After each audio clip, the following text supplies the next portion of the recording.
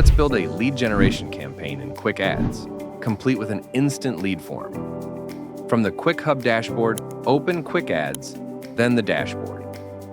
Go to Ads Campaign and click Create Campaign. Enter your campaign name. Choose the campaign objective, leads, and then click Create Campaign. Next, click Schedule Campaign, select your date, and press Proceed. Now, define your targeting. Enter your target areas, such as cities or zip codes, and click Proceed.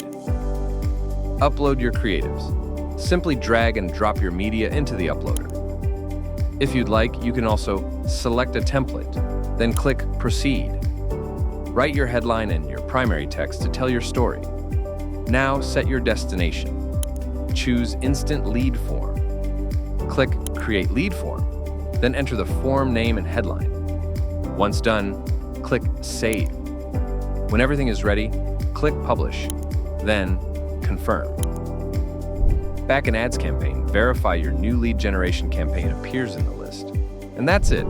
Your Lead Gen campaign is now live with an instant form, ready to capture high-intent prospects directly inside Quick Ads.